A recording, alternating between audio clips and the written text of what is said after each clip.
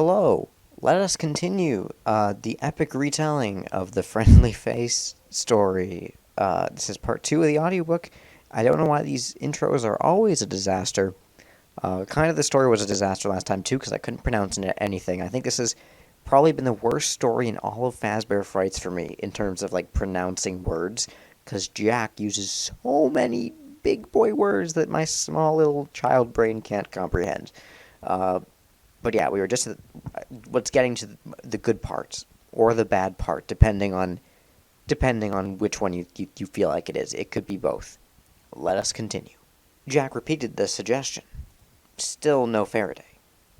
Edward and Jack exchanged a look, and both took off at the same time. They tore around the corner of the house, and they found Faraday at the edge of the yard, happily cavorting with the butterfly. "Faraday, come here!" Jack screamed, all concerns about commands gone.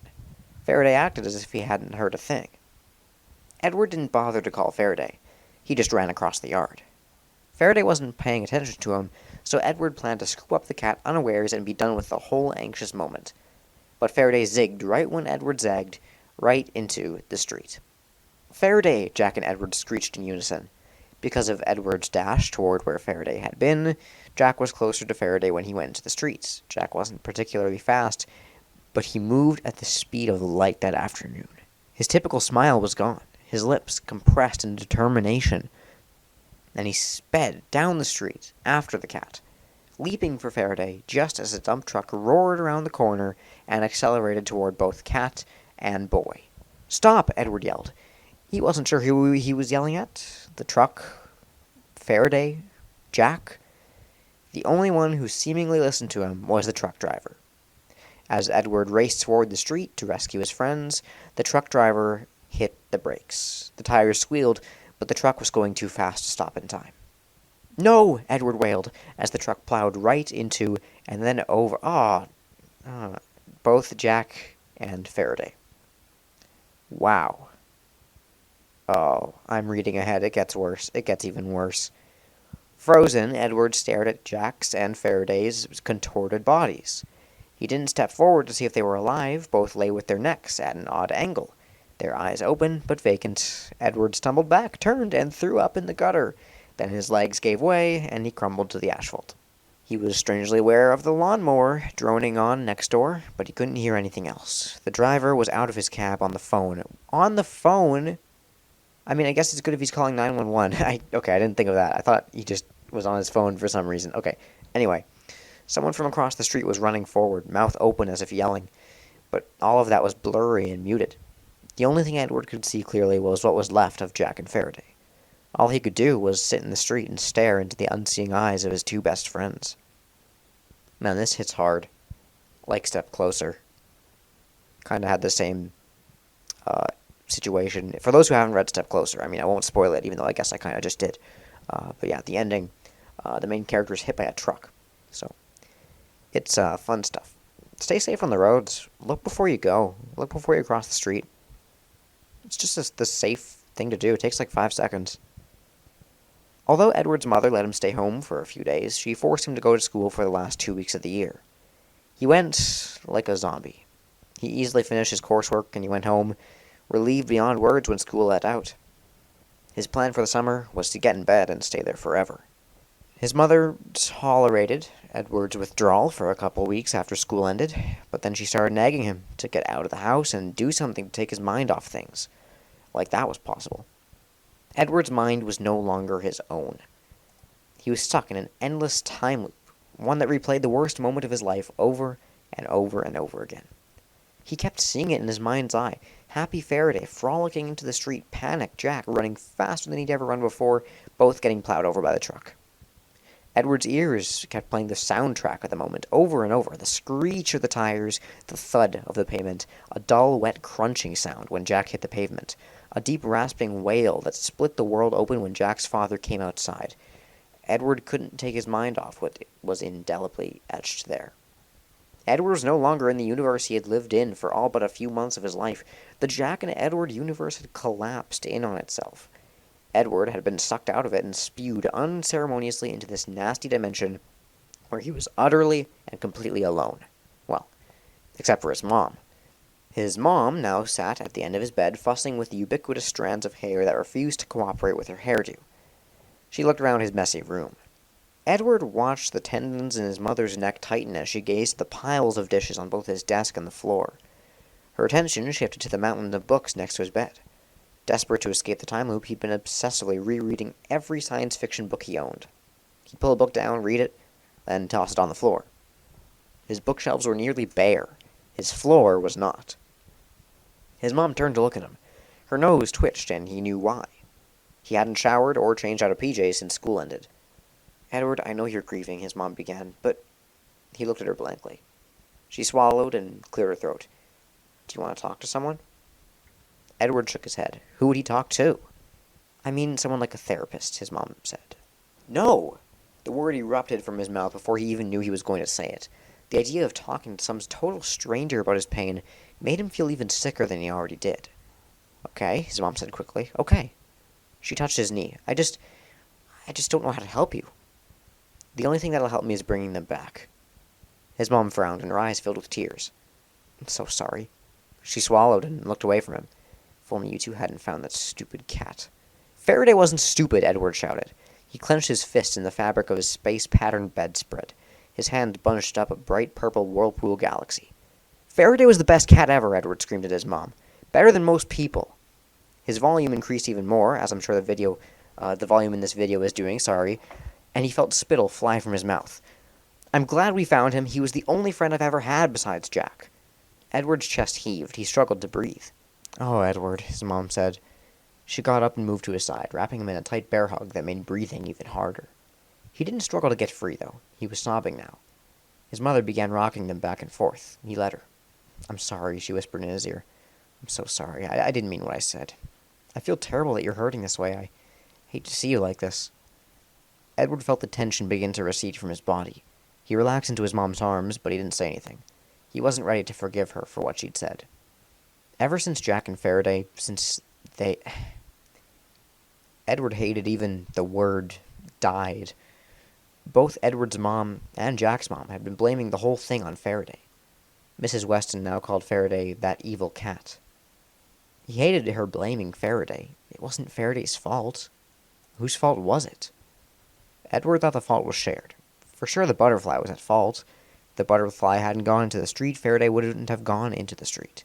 If Faraday hadn't gone into the street, Jack wouldn't have gone into the street. The driver, the police said, was going 20 miles per hour over the speed limit. The tires' skid marks proved that. So obviously the driver was somewhat at fault. Edward's mom said the police were charging the driver with vehicular manslaughter. Edward thought the Westons were at fault too. They were the ones who said Faraday was too rambunctious to play in the house all the time. Maybe the woman who wrote the cat training book was at fault. If she hadn't written that book, he and Jack would never have thought to build an agility course for Faraday. And, of course, he and Jack were at fault, too. If they'd been paying more attention, if they'd gone after Faraday faster when he went around the house, if they hadn't been so cocky about training Faraday and being so sure Faraday would follow their suggestions. If. I mean, that's the thing, right? There's always something that could go differently in a situation like this, you know? There's always going to be, like, something that someone could have done. There's always going to have been something that could have gone differently. Probably usually like 1,000 things, whether it's that very moment or the day before, you know? I don't know. I don't know where I'm going with this, but I guess it's pointless to try and stop everything bad from happening. Is that what I'm trying to say? Not a very feel-good message. I'm not good at that, but it's true. But what good did it do to assign fault? It didn't change the outcome. Yeah, that's what I said. Edward's mom let him go. She kissed his forehead and wrinkled his nose. "I have to go to work. Will you be okay?" He looked at the lines bunched up between her eyes. He thought there might be more lines there than there ever were before. "I'll be okay," he told her. She pulled back and studied him for several seconds. Then she stood. "Maybe you could take a shower," she winked at him. Edward gave her a half smile. I was trying to set a smelliest human record." She smiled at him. "Well, if that's true, I don't think you have to go very far to go to achieve that." "Actually," Edward said, "there was this 65-year-old guy in India who's gone 37 years without watching. For a while, everyone thought he was the world's smelliest man, but then they found this Iranian dude who hasn't watched in 60 years. He's 80 years old and hates water, eats lots of smelly meat, his favorite is porcupine, and he puts animal dung in his pipe. How do you judge the world's smelliest person? Different people hate different smells, and different people like different smells.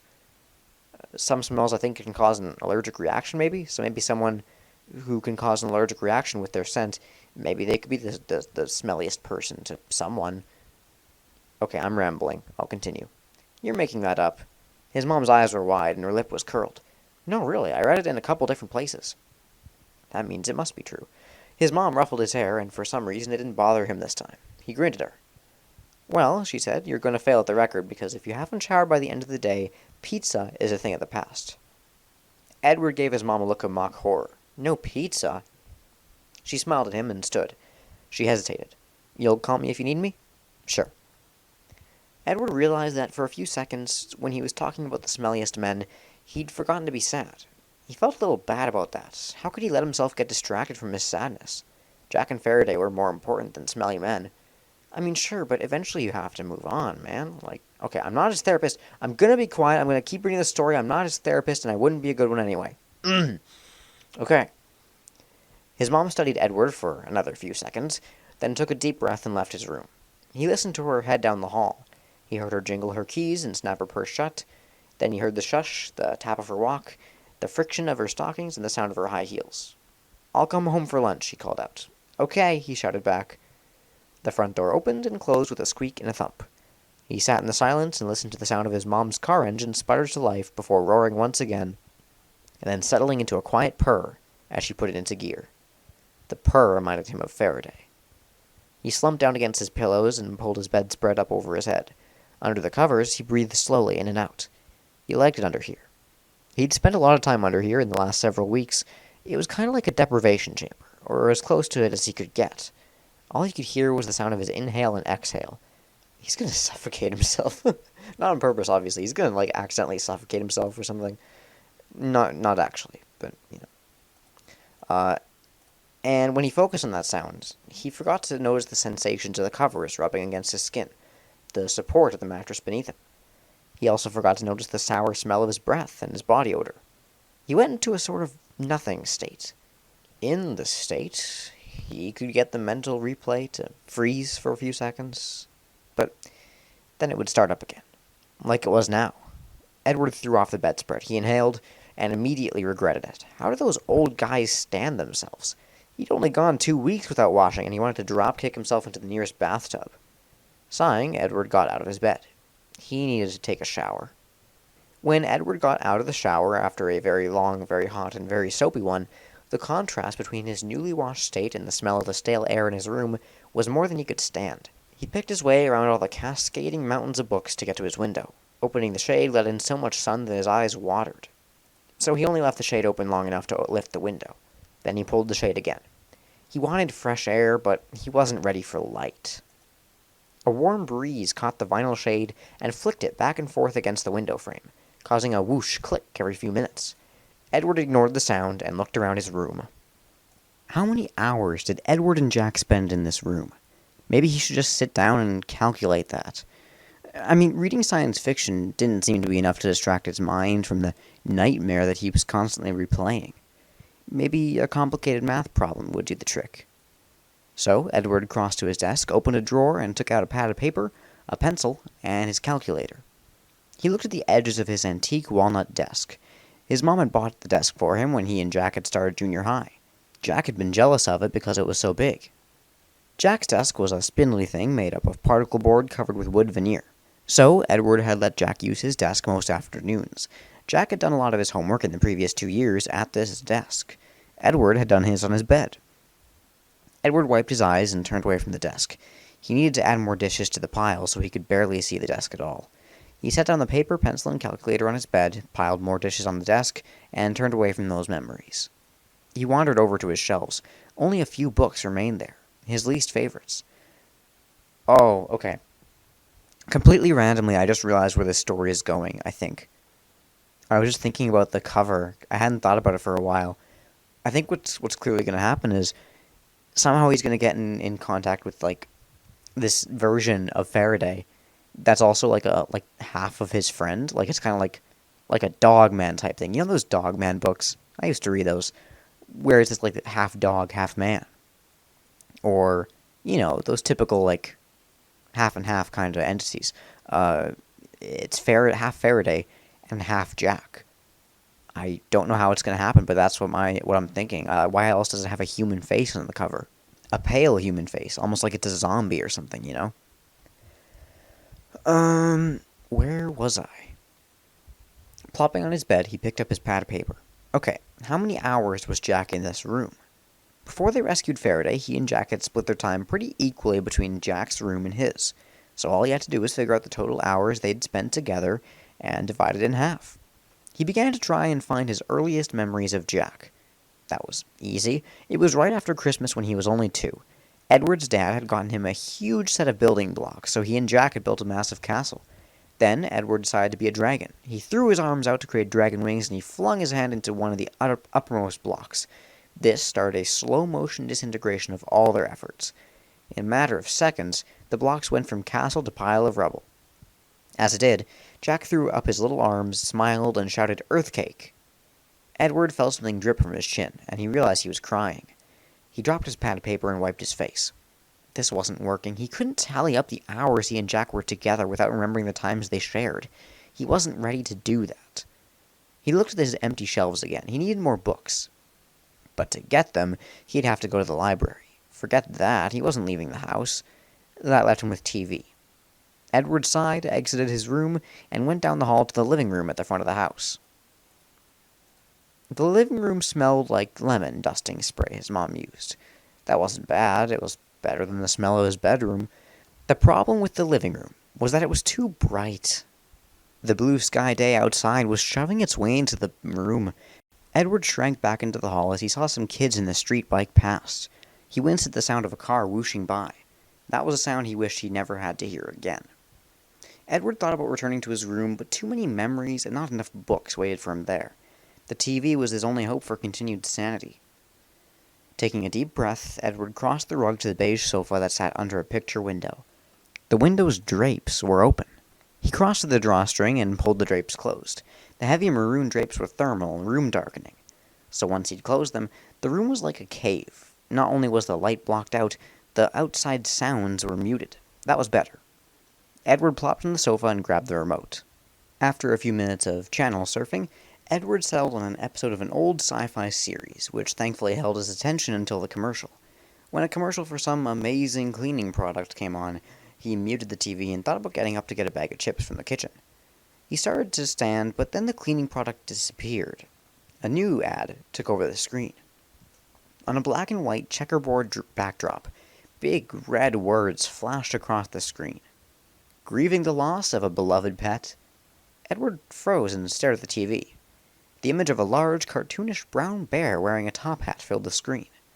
The bear was talking.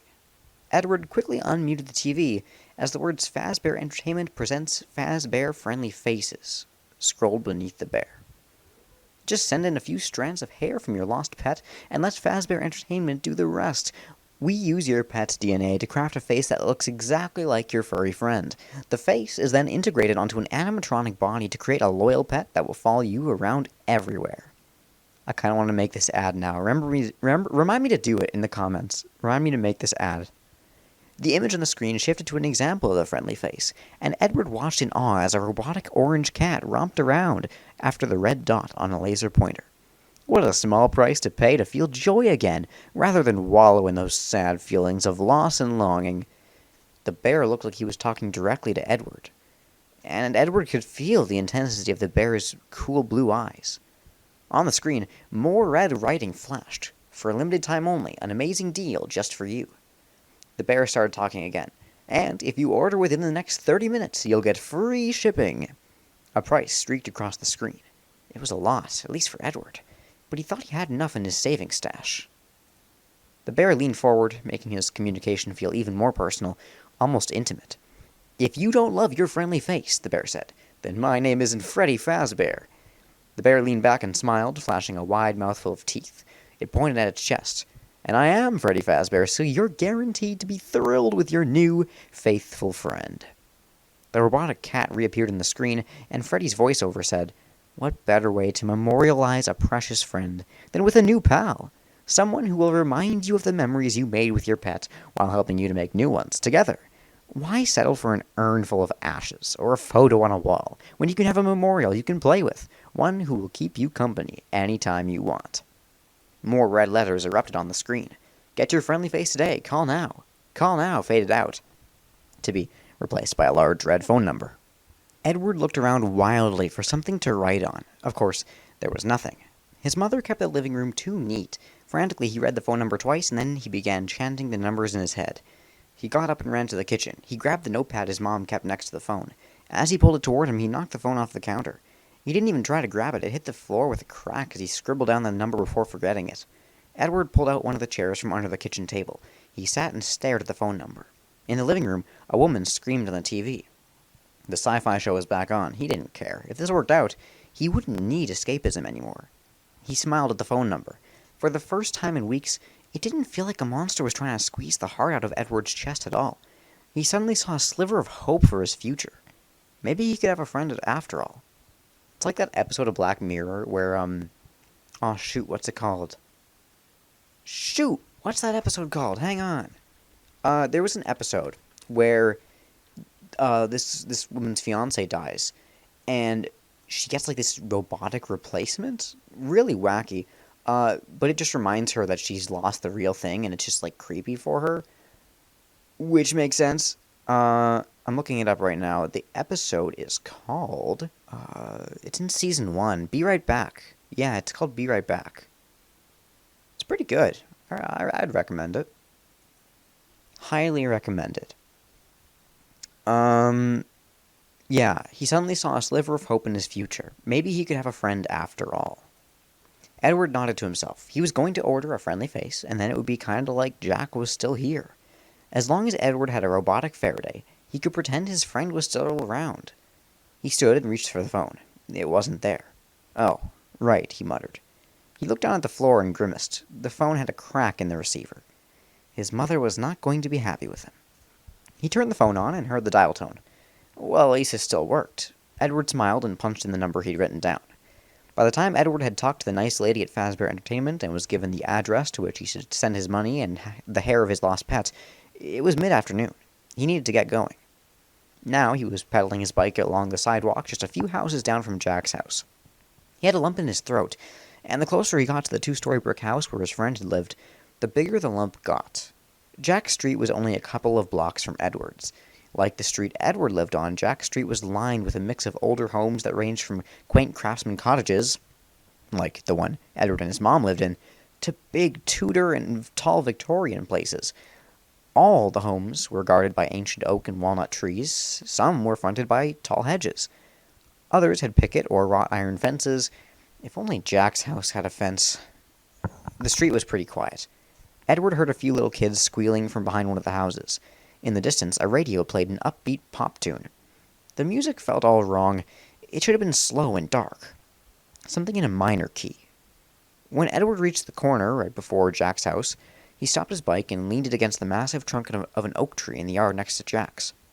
He stood on shaky legs and swallowed hard before he looked at the street.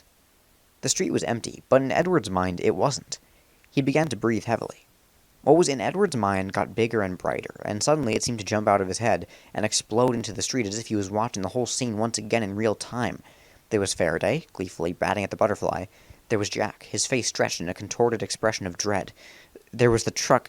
Edward leaned over and concentrated on breathing. He had to get this over with. Straightening, Edward darted out into the street.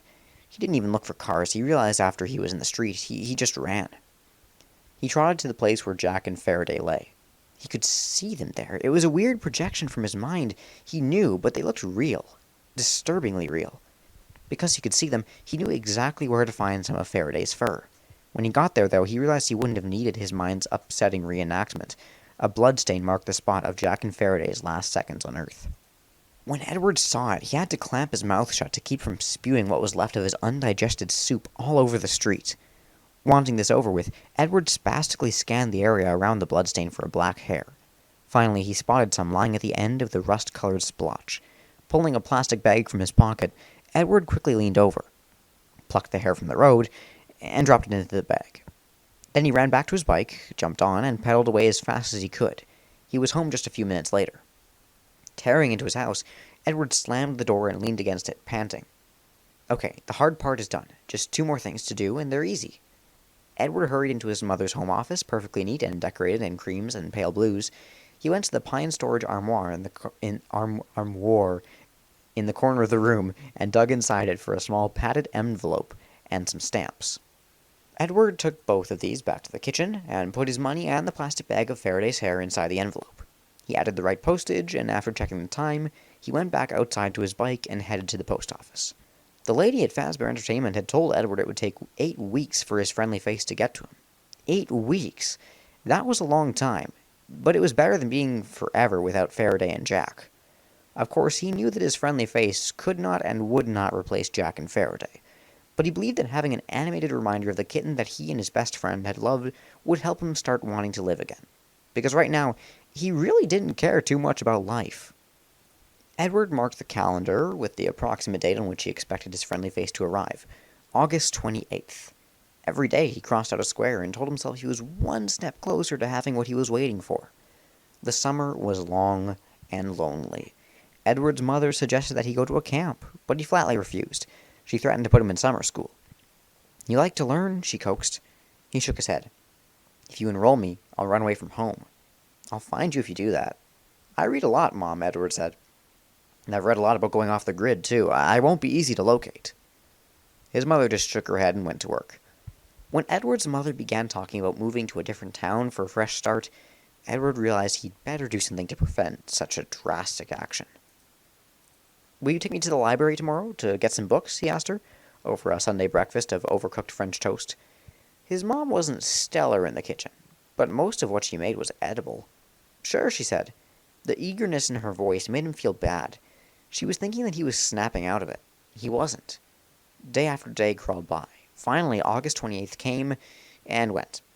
No package. Edward called Fazbear Entertainment. "Where's my friendly face?" he asked another nice lady on the phone. "Could you give me your name, dear?" "Edward Coulter." He listened to the keyboard clicking through the phone line. "Here you are," she sang out after a moment. "There was a delay in manufacturing because of a production anomaly. We're so sorry for your inconvenience, but you should have your friendly face in about 2 weeks. We'll include a discount coupon for another Fazbear Entertainment order as an apology for the delay." Edward sighed. He didn't want any other Fazbear Entertainment stuff. He wanted this robotic Faraday. Now he was going to have to go back to school before his animatronic cat arrived. Somehow, that made returning to school even more depressing than it already was. But what could he do except wait? So he waited. 2 weeks into his new school year, 2 weeks of being studiously avoided by every one of his classmates, 2 weeks of being babied by the high school teachers who'd been informed of May's tragedy, and Edward was trying to get used to being a freshman without his friend by his side. Every day was an exercise in endurance, just getting through the long hours until he could go home and check his mail. Finally, on a Monday afternoon, he arrived home to find a package waiting for him on the front porch. "Yes!" he shouted before snatching it up and taking it inside. Edward dropped his backpack on the floor right inside the door. His mom hated when he did that, but he'd pick it up later. He ran into the kitchen with his package, setting the big cardboard box with the Fazbear Entertainment logo on the counter. Edward hurried to the knife block by the stove and pulled out a paring knife. A gust of wind outside rattled the small paned window over the sink. He glanced outside. The black clouds he'd noticed overhead during his bus ride home from school were churning low in the sky. They were in for a storm. He didn't care. Turning his back on the window, he returned to the kitchen table. Outside, a dog barked incessantly, almost frenziedly, so much so that if Edward hadn't been in a hurry to open his package, he'd have checked on it. Other than the crazy dog, it was quiet. The only sound inside the house was the low hum of the refrigerator. Edward began carefully slicing along the seal of the Fazbear Entertainment box. The seal was black and white checked, like the background in the commercial he'd seen. It had Freddy Fazbear's stickers spaced every few inches as well. He felt kind of bad slicing through Freddy's toothy smile. The knife made a chuffing sound as it sawed through the cardboard. Edward's breath came in excited little gasps that joined the knife's rhythm. Edward didn't bother to cut the tape at the ends of the box. He just grabbed both sides of the lid and yanked, tearing the tape with a snap.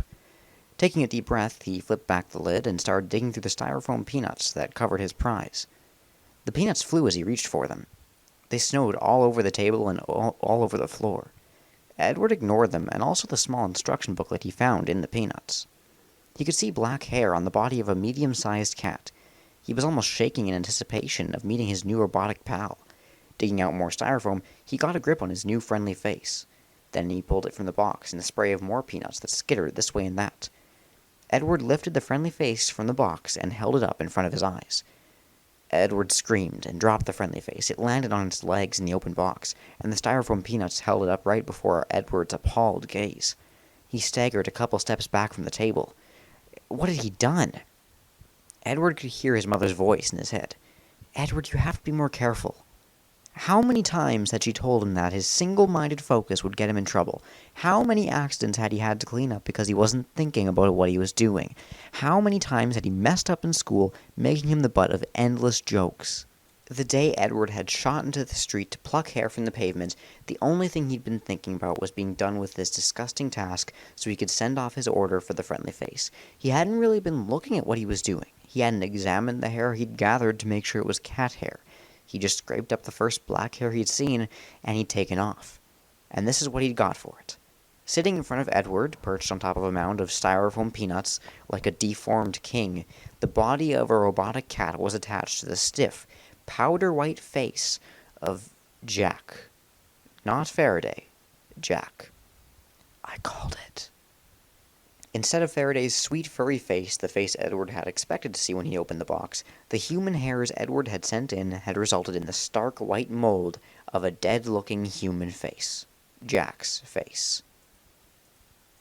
On the hard material, Jack's brown eyes were motionless, but they appeared to be gazing intelligently at Edward, just waiting for Edward to say something so Jack could reply with his usual affected display of esoteric knowledge. Edward struggled to breathe as he stared at Jack's slightly flat nose, thick lips turned up in a smile, and his broad chin. Those were Jack's features, attached to an animatronic cat. It was an abomination. Edward felt sick. Using the back of his hand to knock the friendly face out of his way, Edward dumped the remainder of the styrofoam peanuts from the box. He looked at the empty box, and the thing was part of his friend and part of his cat robot. Then, he widely surveyed the kitchen. Spotting a wooden spoon in the pottery jar by the stove, which his mother used for her cooking utensils, he rushed over and grabbed it. He then picked up the box and then held its opening level with the kitchen table. He used the spoon to shove the awful, machine, into the box. Outside, thunder rumbled. He glanced out the window. The sky was still roiling. He'd have to hurry. Grabbing the box, taking care not to touch what was inside, Edward hurried out the back door of the kitchen. He scurried to the garden shed at the rear of the yard. With fumbling fingers, he turned the dial of the combination lock. It took 3 whole tries before he got the numbers to line up right so he could get the lock open. Finally, he was able to get into the shed. He grabbed a shovel and trotted to the perimeter of the yard, right up against the fence at the edge of the property. If he could have taken the friendly face someplace off his property, he would have. He wanted it far away, but he needed the thing buried now. He had no way to transport it, and even if he did, the storm clouds were about to release their burden. He didn't really want to be outside in a thunderstorm. So, he started digging. He dug a 2-foot diameter hole about a foot down when he saw a streak of lightning out of the corner of his eye. Even though his hands smarted, he dug even faster. In only a few more minutes, he had the hole deep enough. Running back to the desk, Edward grabbed the box, then returned, even faster, to the hole he dug. The skies overhead grumbled loudly. A drop of rain landed on his nose. Edward dumped the contents of the box into the hole. The manual hit the dirt first. The friendly face leaned on the manual face up. Edward groaned when the rigid version of his friend's smiling features looked up at him. He tossed aside the box and began shoveling dirt into the hole at a breakneck pace. Every clod of dirt that hit the Jack face made him flinch. He felt like he was burying his friend alive. He could have sworn the Jack face, though wearing Jack's nonstop smile, looked accusatory. Ignoring the condemnation in the fake Jack face, Edward shoveled until the white was obscured and finally covered completely. Stamping down the dirt once he had it all over the hole, he wasn't happy with the slight mound that was left, but he hoped the rain might pound the dirt down enough for it to settle in and around the friendly face. A couple more drops hit Edward. With sore, dirty hands, he grabbed the empty box and the shovel. He darted into the shed, put the shovel where it belonged, and tucked the box behind a few other empty boxes his mother saved just in case. He'd get rid of it later. He barely got the door closed, and the lock clicked in place before the rain started coming down in heavy sheets. By the time he was in the kitchen, he was soaked. When he went inside, he left mud and water all over the kitchen floor. He glanced at the clock over the phone. He had just an hour before his mom would be home. He had to hurry if he was going to dispose of the styrofoam peanuts and clean up the floor before she got here. Even though Edward was now 13, his mom still came into the room to kiss him goodnight. That usually bugged him, but tonight her fussing was welcome. Edward was so rattled by the awful friendly face that he was having trouble slowing his breathing. The weather wasn't helping.